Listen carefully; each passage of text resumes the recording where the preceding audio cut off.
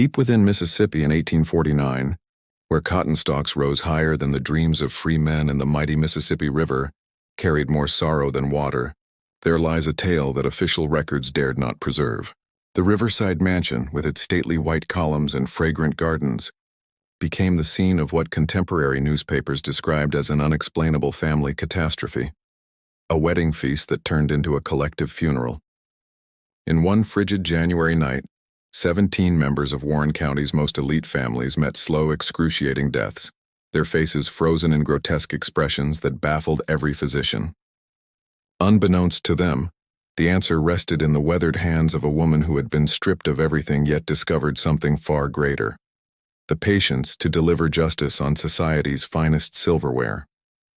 This is the tale of Celia, the cook who transformed seasonings into vengeance and recipes into instruments of death, a woman who, upon deciding she would no longer belong to anyone, chose her own name. Before we proceed, let us know where you're watching from, and if you're new here, don't forget to subscribe for more stories that official history tried to bury. The Riverside Plantation spread across over 2,000 acres along the muddy Mississippi banks. Its endless cotton fields rippled like a white sea under the blistering summer sun of 1848.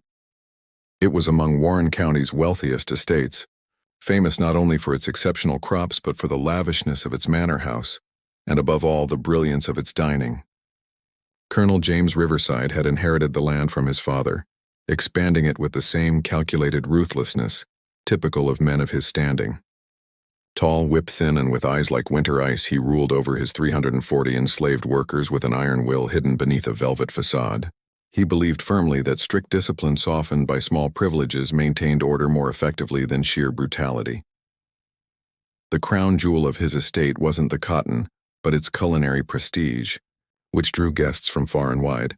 Politicians from Jackson, merchants navigating the Mississippi, and planters from surrounding counties eagerly accepted invitations to riverside dinners. The secret behind this fame lay in the hands of a woman rarely glimpsed by guests but whose genius was tasted in every dish. Celia had been brought to the plantation as a child in 1829, part of a group of slaves bought from a failing South Carolina estate. At just 8 years old, with wide, curious eyes and an uncanny memory for tastes and scents, she caught the attention of Mama Ruth, the aging head cook, who quickly took the girl under her wing. For 16 years, Celia absorbed not only the art of cooking but the hidden language of spices, the science of fermentation, and the lore of wild herbs that thrived in nearby swamps. Mama Ruth, taken from Africa as a young woman, carried with her deep ancestral wisdom about plants and their powers. She taught Celia that each leaf, root, and seed had a purpose, some to heal, some to induce sleep, and others whose effects were better left unspoken. As they hung herbs to dry under the moonlight, Mama Ruth would remind her that their people had known the earth's secrets long before ships, long before chains. That knowledge flowed through their blood, an unstealable inheritance passed from mother to daughter. Equally important, Mama Ruth taught Celia how to read and write. During the long winter nights when kitchen work slowed, she traced letters in the sand and showed Celia how to decipher the words in the household recipe books, teaching her to secretly record her herbal discoveries. She repeated often that knowledge was the only legacy that could never be taken. With literacy, Celia could learn anything. With writing, she could etch her existence into a world that pretended she was invisible.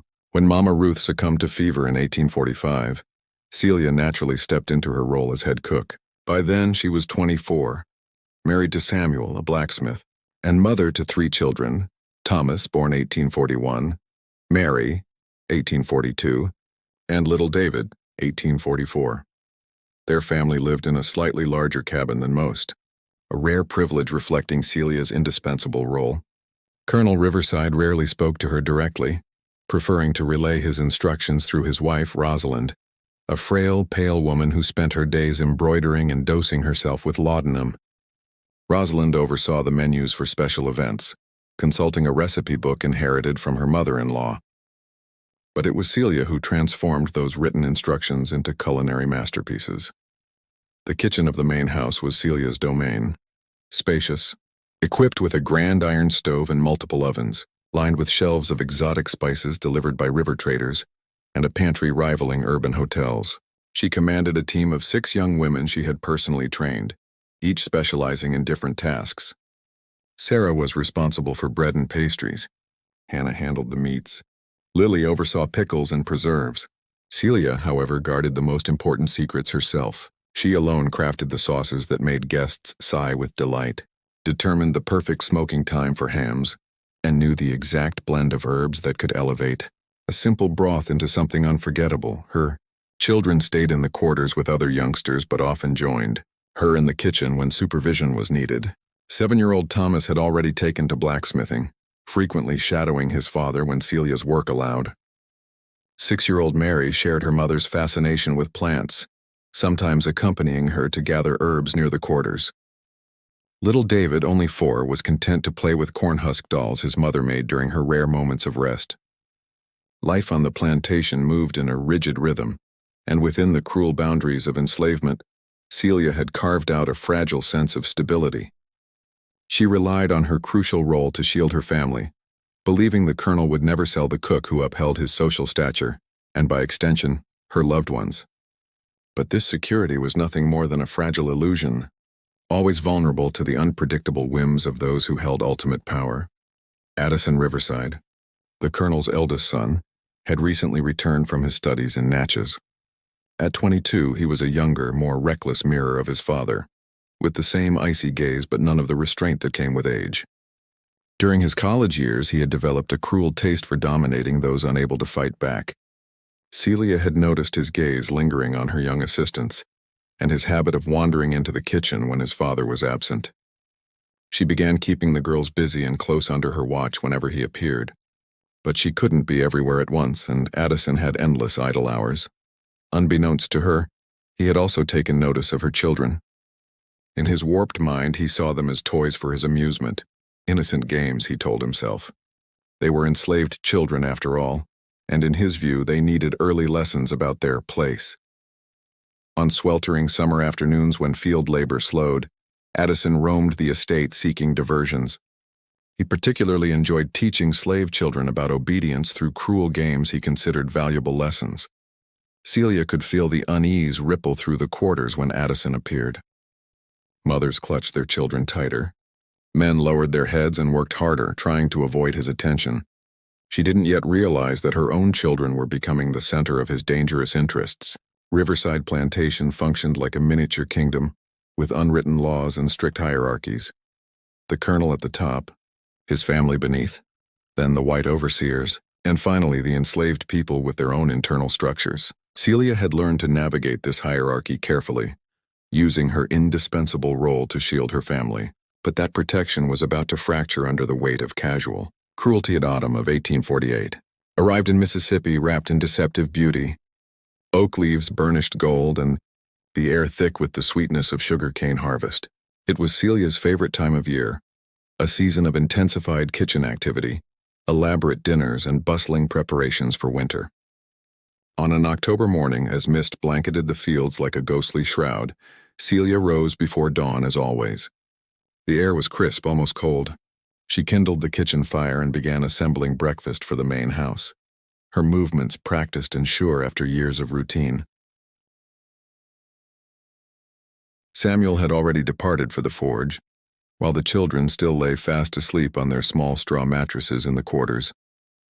The day ahead promised to be an important one. The colonel had announced he would host a gathering of neighboring planters to discuss cultivation methods and potential commercial ventures.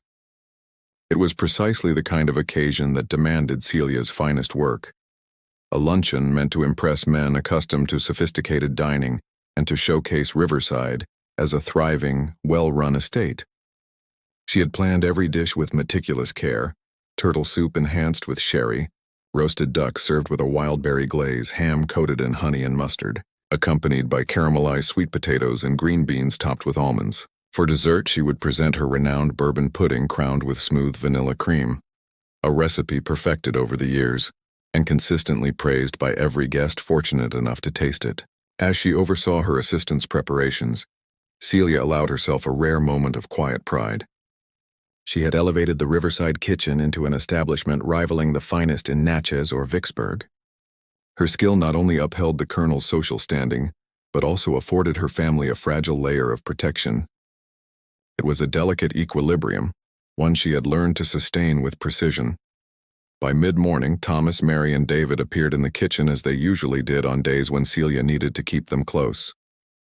Thomas had already tended to the chickens in the quarters. Mary had helped the older women collect eggs. Little David, too young for any serious tasks, had busied himself following his siblings. Celia handed them pieces of sweetbread left over from the household's breakfast and instructed them to remain near the kitchen, where she could keep an eye on them. She repeated the rules as always. They were to stay in sight. Thomas was responsible for watching over his younger brother and sister. David must not wander off. Thomas, serious and determined like a small adult, nodded and accepted his duty. Celia watched them playing in the courtyard behind the kitchen, their laughter ringing through the crisp morning air. For a fleeting moment, she allowed herself to envision a different destiny for them. Perhaps Thomas would one day learn to read and write as she had. Perhaps Mary could turn her love of plants into something meaningful beyond mere survival. Perhaps David could grow up in a world where being black did not automatically mean being someone's property. She knew such thoughts were dangerous, dreams that could splinter a mother's heart, but they were the only gifts she had to offer, alongside her love and protection. The morning slipped away swiftly amid the flurry of lunch preparations. At noon, the guests arrived, well-dressed men on horseback and in modest wagons conversing boisterously about cotton prices and cultivation strategies. From the kitchen, Celia could hear their assured voices through the dining room doors as she and her team sent out dish after dish. Lunch was an undeniable triumph. She could tell by the delighted murmurs filtering back through the servants, by the way every plate returned nearly spotless, and by the praise relayed from the table. The Colonel's satisfaction was evident, and Rosalind even sent her commendations through Sarah. It was approaching mid-afternoon when Celia suddenly realized she had not seen the children for quite some time. Ordinarily, they would reappear around midday, asking for food or hovering near her. Their absence stirred a faint unease, but she reassured herself they were probably playing in the quarters and had simply lost track of time. That fragile comfort shattered when Hannah burst into the kitchen, breathless after fetching firewood from near the quarters. She reported seeing thick smoke rising from the old barn, the disused structure on the boundary between the cotton fields and the slave area. Celia's heart seized. The children often played near that barn when not directly under her watch. Without hesitation, she dropped the spoon she'd been using to stir a sauce and sprinted for the door. Shouting for Sarah to take over the kitchen, outside, the smoke was visible from afar, a dense black column clawing at the bright blue sky. Celia ran harder than she ever had in her life, her heartbeat pounding in her ears. Other slaves had spotted the smoke and were rushing toward the scene, hauling water buckets from nearby wells. By the time she arrived, the barn was fully engulfed, flames devouring the dry timbers, the heat radiating like a furnace, the acrid black smoke making every breath a struggle. Then came the sound that froze her blood, muffled cries from inside, voices she knew too well. She screamed that her children were inside and tried to push forward, but strong arms seized her. Samuel had raced from the forge after seeing the smoke. He restrained her as she fought wildly, shouting that she would die if she entered. Several men attempted to reach the entrance, but the blaze was too fierce. The barn, parched with age, burned like kindling, and the roof had already begun to sag and collapse. The screams inside weakened, then fell silent. Celia stopped struggling and crumpled to her knees in the dirt, a raw sound erupting from her that was neither a scream nor a moan but something primal and broken, the sound of a soul being torn in two. It took nearly 2 hours to extinguish the fire completely. When they finally entered the smoldering ruins, they found the 3 children huddled together in a corner, their small bodies locked in one last embrace. Thomas had tried to shield his siblings, but even his courage had not been enough. Investigations revealed the barn door had been locked from the outside. Someone had trapped them deliberately before setting the blaze. Addison Riverside arrived about an hour later, claiming he had been riding far afield and only noticed the smoke upon returning. He offered hollow condolences to his father for the loss of valuable property, suggesting it had likely been a tragic accident, perhaps children playing with matches. But Lily, one of the younger kitchen assistants, had seen Addison that morning near the barn. She had been gathering wild herbs near the quarters and had witnessed him speaking with the children, laughing at something Thomas said. 3 days after the funeral, she finally told Celia what she'd seen. Addison had enticed the children with a promise of a new game, and instructed them to enter the barn while he fetched a surprise. Celia did not react outwardly. She simply nodded and kept peeling potatoes, but something inside her shifted permanently. A part of her died with her children, and something new, harder, was born in its place. That night, alone in the empty cabin, Celia made her decision. She would no longer be merely Celia, the plantation cook. From that moment on, she would be Celia Washington, choosing the surname of the nation's first president, the man who had fought for his country's freedom. She too would fight for hers, but not by fleeing. Escape would have been too simple, too merciful. She sought a deeper freedom, the kind carved through justice, the kind that would only be achieved when those who had destroyed her life paid in full. In the days following the funeral, she maintained her usual routines in the kitchen, her demeanor calm and precise. But at night, when the plantation slept, she slipped silently from her cabin to the charred ruins where her children had died. There, kneeling on the blackened earth, she whispered promises meant for no human ear, vows to Thomas, Mary, and David that she would never forget, and that she would make every one of their tormentors pay.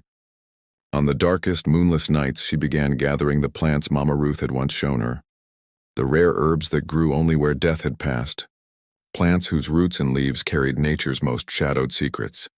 Do not forget to subscribe to follow the continuation of this story that forever altered the fate of a Mississippi plantation. The months after the children's deaths changed Celia in ways no one at Riverside could fully comprehend. Outwardly, she remained the same skilled, tireless cook, perhaps even more precise and focused, but those closest to her began to sense subtle shifts that filled them with unease.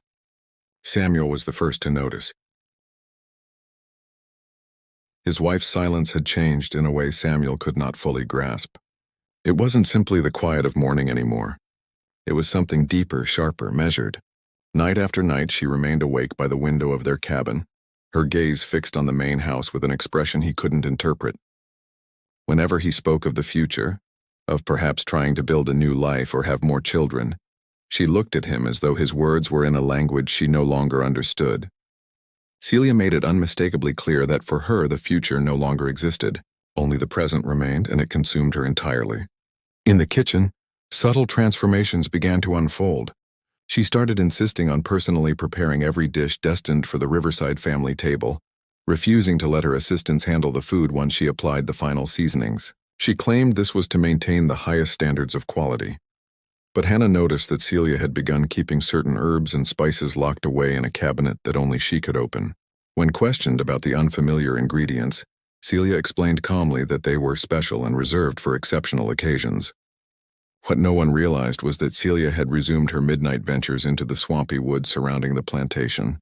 Guided by the knowledge passed down from Mama Ruth, she sought out rare plants, ones that grew in hidden places and under precise conditions. She collected mushrooms that sprouted from decaying logs, vines that coiled around lifeless trees, roots that could only be pulled from the earth during autumn and the earliest chill of winter. Mama Ruth had taught her the uses of these plants when she was still young, cautioning her in grave tones about their power. Some were meant to heal ailments that white doctors could not treat, but others, she warned, were meant for moments when healing was no longer possible, when only justice remained. Celia finally understood exactly what those words meant. As the winter of 1848 settled over Mississippi, she began to test her knowledge carefully. In imperceptible doses, she added her special ingredients to Addison Riverside's meals. Not enough to kill, not yet, but enough to unsettle. Soon Addison began to experience bouts of sharp stomach pain, unexplained nausea that came and went, restless nights followed by crushing fatigue. He consulted physicians from Vicksburg and Natchez, but none could identify the cause. Some attributed it to nerves, others to diet, and one insightful doctor even suggested avoiding heavily spiced dishes for a while. Celia nearly laughed when she overheard this recommendation discussed at the table. The problem was not the seasonings. They were simply the perfect disguise. While Addison's mysterious ailments persisted, Celia quietly observed and gathered information. She studied the routines of the household, their eating patterns, each family member's preferences. The Colonel favored rich, dark sauces. Rosalind enjoyed light, delicately sweet foods. Addison loved rare meats with intense flavors. More crucially, Celia discovered that the family was preparing for a grand event in early 1849. Pearl Riverside's engagement to Sylvester Thompson, the son of a powerful cotton planter. The wedding, planned for late January, would be one of the most prestigious gatherings of the season. Rosalind involved Celia closely in the banquet preparations, consulting her daily to craft a flawless menu that would dazzle their elite guests. Celia promised perfection, and she meant it. Everything would be flawless, perfectly designed, perfectly executed, perfectly final. Through the long, cold nights, Celia's mind worked like a strategist's. She knew a simple poisoning would not suffice. It would be crude, obvious. Her vengeance required artistry. Each guest would receive a fate tailored precisely to their sins. She pieced together, through conversations overheard in the house and letters glimpsed in passing, a mental map of every person who would attend. There would be the entire Riverside family, the Colonel, Rosalind, Addison, Pearl, and young Charles. The Thompsons would come, Sylvester's parents, his two brothers, and his sister. A handful of close uncles and cousins from both families would fill out the guest list. 17 individuals in total, 17 people who had directly or indirectly profited from the same system that had murdered her children. 17 lives built on the unchallenged cruelty of owning other human beings, tearing families apart and treating children like property. Celia assigned each name its own fate. The Colonel, who had enabled his son's crime and then buried it beneath lies, would be served his justice with the main course. Addison, the murderer, would endure a slower, more excruciating end. Rosalind, who had floated through life cocooned in privilege, oblivious to suffering, would die confused and terrified. As for the rest, they would learn what the true cost of their prosperity had been. Throughout the winter, Celia perfected her 2 sets of recipes. The culinary ones that would impress the guests and the hidden formulas Mama Ruth had once whispered to her in secrecy. She experimented with doses, observed reactions, and calculated the timing of each effect down to the smallest detail. One crucial innovation was the development of separate dishes for the children who would attend, the Thompson youngsters. Celia refused to harm innocents. For them, she prepared sweet porridges and warm milk infused with mild sedatives, ensuring they would sleep soundly while the adults faced their reckoning. Her nightly expeditions to the swamps became a ritual. She gathered plants with gentle sleep-inducing properties for the children and more dangerous elements for the guilty. By the time spring arrived in 1849, Celia Washington, no longer merely Celia the cook, was fully prepared. She had transformed into a woman armed with knowledge, patience, and a purpose sharpened by unbearable loss. Pearl Riverside's wedding would be remembered for decades to come, but for reasons the family could never imagine. In her final preparations, Celia began leaving quiet traces of her metamorphosis. In the notebook Mama Ruth had once used to teach her letters, she now wrote more than recipes. She inscribed reflections on justice, on the cost of silence, on the inevitable voice of memory. She wrote that they believed themselves unseen, unremembered, but they were wrong. They had forgotten that memory waits, and when it finally speaks, its voice reverberates through centuries. Samuel was the first to notice her quiet rebellion. He saw her sign her notes with the name Celia Washington. When he asked about it, she explained that she had chosen her own name, declaring that she was now free to choose her own destiny. He didn't fully understand her words, but her tone left no room for questions. On the morning of January 27, 1849, the plantation awoke beneath a thin frost that covered the cotton fields like a dusting of powdered sugar. The day had come. From the earliest hours, the estate was alive with movement and sound. Celia had risen at 3 as planned, not out of anxiety, but out of the precise necessity her plan demanded. The kitchen had transformed into a command center. 3 ovens blazed, great pots boiled, and her team moved with choreographed efficiency. But Celia alone handled the sauces, the spices, and the final decisive touches. The menu was prepared with the meticulousness of a battle plan.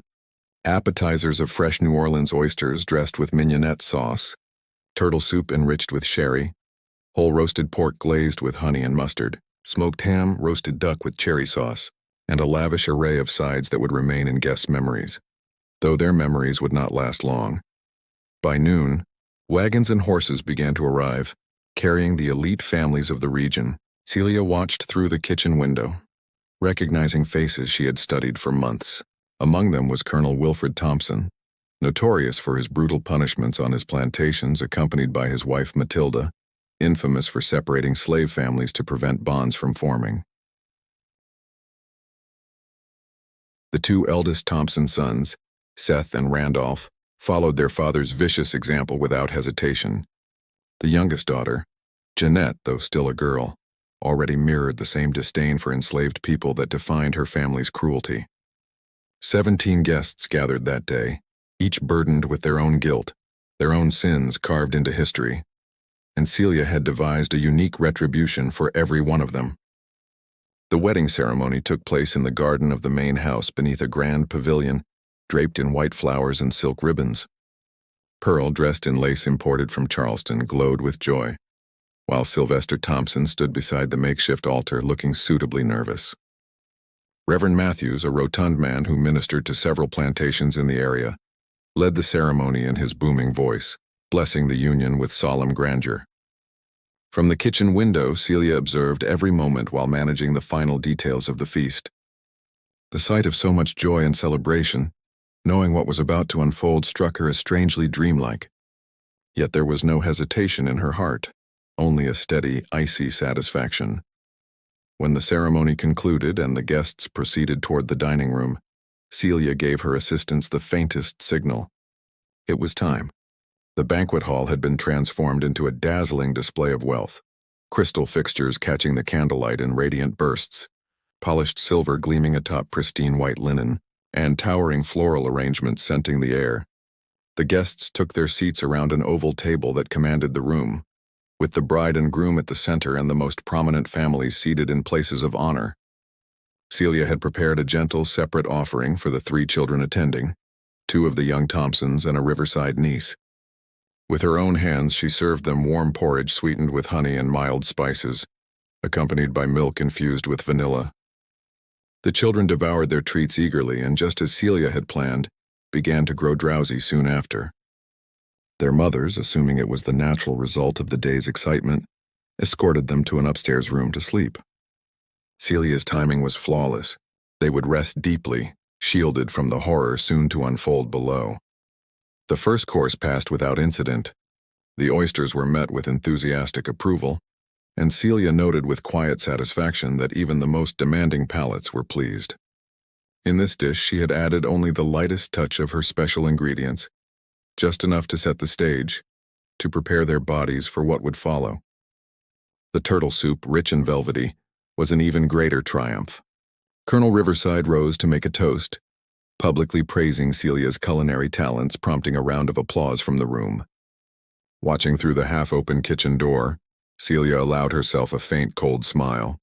It was when the main course was served that the real performance began. She had spent weeks perfecting exact dosages for each individual through meticulous experimentation. Colonel Wilfred Thompson received a generous portion of roasted pork infused with a precise blend of herbs she had gathered during the colder months. The effects would emerge slowly but inexorably, an internal heat spreading through his body, mounting waves of nausea, eventual convulsions, and finally respiratory failure. For Matilda Thompson, infamous for tearing slave families apart, Celia crafted a more poetic fate. Her dish contained a toxin designed to conjure terrifying hallucinations before death, visions of those she had condemned, the cries of families she had shattered, a living nightmare that would consume her final moments. Seth and Randolph's portions contained substances that would systematically attack their nervous systems, robbing them gradually of motor control and leaving them helpless as their bodies betrayed them, a reflection of how they had betrayed others. Addison's plate received the most intricate treatment of all. Celia had prepared a lethal sequence of 3 toxins designed to strike in stages: searing abdominal pain, creeping paralysis, and ultimately total immobility, leaving him fully conscious as his body shut down piece by piece. For nearly 2 hours, the feast unfolded in a lively atmosphere. Guests indulged in each dish, raising toasts to the couple, delivering speeches on prosperity, and chatting animatedly about politics, trade, and family fortunes. Laughter echoed through the decorated hall. The evening appeared a flawless success, but around 9 o'clock the first cracks appeared. Colonel Thompson, fresh from delivering a speech extolling plantation discipline, suddenly paled, clutching his stomach in distress. His wife turned to him in concern, but before he could respond, she too began to choke and feel a scorching sensation in her throat. Within moments, the elegant hall erupted into pandemonium. Guests pushed back their chairs in panic, some staggering toward the doors in search of fresh air, others collapsing where they stood, writhing in pain. The cheerful chatter dissolved into groans, cries, and frenzied screams. Addison Riverside attempted to rise and assist, but his legs failed him. Confusion flickered in his eyes as he realized his body no longer obeyed his commands. Then, across the chaos, his gaze locked with Celia's. She stood in the kitchen doorway, calm, composed, watching her plan unfold. In that silent exchange, Addison understood. His eyes widened in terror as realization struck. But he was already trapped within the machinery she had built. His mouth opened in a silent scream, but no sound came. Celia studied him for a brief moment, then turned away without emotion. She had other matters to attend to, dishes to wash, traces to erase, and escape to execute. But first there was one final act. Reaching into her apron pocket, she pulled out a small piece of paper on which she had written a message with deliberate care. She placed it on the kitchen table in plain sight and slipped out the back door into the night. The message read simply, "For Thomas, Mary, and David, justice has been served. Celia Washington." When neighbors and the local doctor arrived the following morning, they discovered a scene that would sear itself into the collective memory of the region. 17 lifeless bodies lay throughout the dining hall, some still seated at the table, others collapsed in unnatural positions on the floor. Not one adult had survived. The 3 children were found upstairs, sleeping peacefully, untouched and unaware of the horrors below. Celia Washington had vanished into the darkness, taking nothing with her but the clothes she wore and the cold satisfaction of justice fulfilled. News of the massacre swept through the South like wildfire. 17 prominent Mississippians dead in a single night during what should have been a grand celebration. It was unprecedented. Newspapers from Jackson to Natchez, Charleston to Richmond, devoted entire columns to what became infamously known as the Riverside Wedding Massacre. Authorities arrived on January 28th, alerted by Samuel, who had found the front door ajar and the house unnervingly still. Sheriff Patrick Lambert would later describe the dining room as a vision straight out of Dante's most harrowing circles of hell. Bodies lay in grotesque poses, some near windows as if trying to flee, others slumped across the table with faces twisted in unbearable agony. Many died with their eyes wide open, locked in eternal awareness of their fate. Addison was found in his chair, rigid, his eyes frozen in a look of pure terror. The examining doctor remarked that he had never seen such an expression preserved in death, a perfect portrait of a man who understood everything too late. Investigators immediately suspected mass poisoning, but identifying the substances proved perplexing. The symptoms varied widely from victim to victim, as if each had been poisoned individually with carefully chosen ingredients. Only when they discovered the handwritten message in the kitchen did the true nature of the event begin to emerge. It was clear this was not random. It was justice delivered with precision. For Thomas, Mary, and David. The words "justice has been served" Celia Washington were written with deliberate precision, searing themselves into the memories of everyone who read them, both as a confession and as a silent declaration of war. Colonel Riverside, who had been away in Natchez on business during the wedding and thus escaped the massacre, returned at once upon receiving the horrifying news. When the message was shown to him, his complexion drained of color. He recognized exactly who Thomas, Mary, and David were, and in that moment the full scale of the event began to dawn on him. He muttered under his breath, questioning how a mere cook could have devised and carried out such a complex plan. But Celia had ceased to be just a cook long ago. She had evolved into something far more formidable, a woman armed with knowledge, unwavering resolve, and an all-consuming thirst for justice. The manhunt for Celia Washington began almost immediately. Her description appeared on posters throughout Mississippi and surrounding states. A $500 reward was offered for her capture, dead or alive, a significant sum for the era, revealing both the fear and fury her actions had ignited. But Celia had vanished like a wisp of smoke. Some claimed to have seen her traveling along rural paths heading north. Others insisted she had boarded a steamboat on the Mississippi River. There were even whispers of abolitionists aiding her escape, though nothing concrete was ever proven. The reality was both simpler and more intricate. Celia had plotted her flight with the same precision she had applied to the massacre. For months, She had discreetly stored small amounts of food and supplies at hidden points along a route she'd memorized through Mississippi's swamps and forests. She avoided main roads and navigable rivers, knowing those would be the first places searched. Instead, she relied on old hunting trails and secret paths once used by runaway slaves, traveling mostly under the cover of darkness and resting in pre-planned hiding spots during the day. Samuel faced harsh questioning from the authorities, but he genuinely had no knowledge of his wife's whereabouts. He had sensed the shift in her after the loss of their children, but had never imagined she was capable of orchestrating something so elaborate and devastating.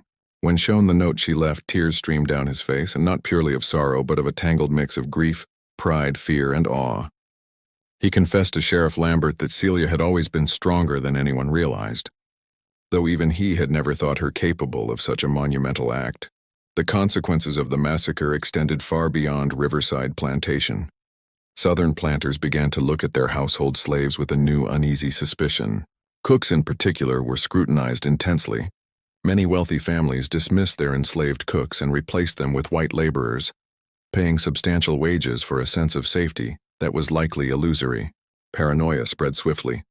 Grand dinners, once the epitome of Southern elegance and hospitality, became tense affairs where hosts nervously sampled every dish before serving it to guests. Some plantation owners went so far as to employ professional tasters, reminiscent of ancient monarchs. The deepest impact, however, was psychological. For the first time, the Southern elite was forced to face a chilling truth. Their slaves were not passive objects, but human beings with memories, emotions, and most terrifying of all, the ability to plan and exact vengeance. Celia Washington had shattered a foundational illusion of the slave-holding South. The belief that submission was natural, that oppression could continue forever without consequence. 3 months after the massacre, a merchant reported seeing a black woman working on a modest farm in Tennessee, where fugitive slave laws were more loosely enforced. Her description resembled Celia's, but when officials investigated, she was nowhere to be found. Over the years, there were other alleged sightings, in Kentucky, Ohio, even Canada, but none were ever confirmed. Celia Washington's ultimate fate remained an enigma. Some believed she perished in the swamps during her escape. Others were convinced she reached freedom in the North or Canada. Some whispered that she lived under a false identity, perhaps even aiding others to escape bondage. Her legacy, however, was undeniable. Among the slave quarters of the South, her name was murmured with a blend of reverence and fear. She had demonstrated that even the most oppressed possessed the capacity to resist, retaliate, and demand justice. For slaveholders, Celia became a living nightmare, a constant reminder that their wealth rested on far more fragile foundations than they had ever admitted.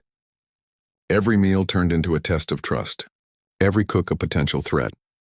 And somewhere, perhaps on a quiet Tennessee farm, a humble Ohio homestead, or walking freely in the streets of Boston, lived a woman who had chosen her own name, her own destiny, and never looked back. Celia Washington's story was more than an act of vengeance. It was one of transformation. She refused to accept that her suffering was meaningless or that justice was unattainable.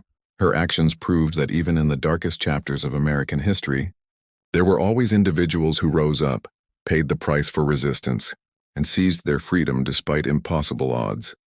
The Riverside Plantation itself never recovered from the atrocity. Colonel Riverside attempted to restore it, but in the public's mind, the land was forever tainted. Laborers refused to work there. Even slaves from other estates whispered of ghosts wandering the cotton fields. Eventually, the property sold for a fraction of its original value.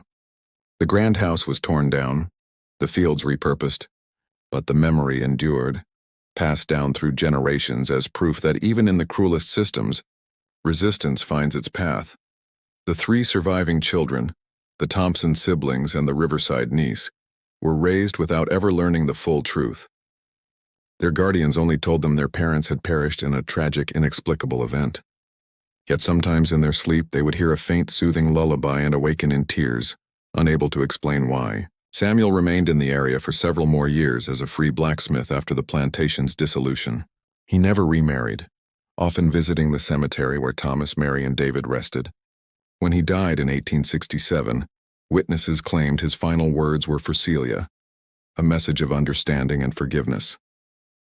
Reverend Matthews, the man who had presided over the ill-fated wedding, could never again conduct a ceremony without trembling. He began fasting for 3 days before every religious service, believing God was testing him through fear. He died 2 years later, and some say from terror, others from guilt that finally consumed him. And on certain cold Mississippi nights, when the wind sweeps across the abandoned cotton fields, locals claim they can still hear a soft voice whispering through the darkness. For Thomas, Mary, and David. Some insist they hear more. The firm footsteps of a woman walking down a dusty road, a woman who chose her fate and never turned back. Celia Washington's tale is not merely a chronicle of revenge, but a profound testament to human will. She refused to let her pain be dismissed or her justice denied. She showed that even in the most oppressive eras, there were those who turned anguish into strategy and despair into liberation. More than 170 years later, her story endures as a haunting reminder that ignored injustice eventually finds its reckoning. She was not only a grieving mother, she became the living embodiment of countless unheard voices. What makes her tale extraordinary is not just the scale of her retribution, but the unwavering patience and methodical precision with which she achieved it. Over months, she transmuted her suffering into knowledge, her fury into meticulous planning, and her grief into an act that shook a society to its core. Each spice she sprinkled into those fatal dishes bore the weight of generations of pain, finally given a voice. Celia Washington compels us to face unsettling truths about justice, vengeance, and the heavy toll of systemic oppression. She serves as a reminder that beneath every structure of domination are real individuals, people with hearts that can shatter and minds capable of devising retribution. Her deliberate decision to take on the surname Washington was far more than symbolic. It was a bold proclamation of self-liberation, a personal declaration of identity in a society that viewed her merely as property. Through this seemingly simple act of renaming, she shifted from being a victim to becoming the author of her own narrative. The ultimate outcome of Celia's story remains shrouded in mystery, and perhaps that's as it should be. Her greatest triumph was not evading human justice, but revealing that justice wears many faces, and at times it is served on an elegant porcelain plate, flavored with herbs nurtured in the shadowy wetlands of Mississippi. Though the riverside plantation may have crumbled and the graves may lie silent, Celia Washington's legacy endures. She became more than a woman. She evolved into a symbol, a warning, a testament that resistance persists even in the harshest systems. And maybe, on a chilly night when the wind sweeps across the abandoned fields where cotton once flourished, her whisper still rides the breeze, carrying a timeless message. Justice may be served cold, but it is always served. If her story resonated within you, it's because her spirit continues to echo through history, reminding us that true liberation often comes with a price that few are prepared to pay. Share this story with someone who should know that even in history's bleakest chapters, there were always those who defied oppression with unwavering resolve. If you want more forgotten tales of American history brought to light, subscribe to the channel, leave a like to support the work, and share your thoughts below. Do you believe Celia Washington ultimately found freedom? Was her quest for justice justified, or was it an act of revenge? History offers no simple answers, but it offers us Celia Washington, a woman who believed that some wrongs are too profound to forgive, and some memories too fierce to ever fade.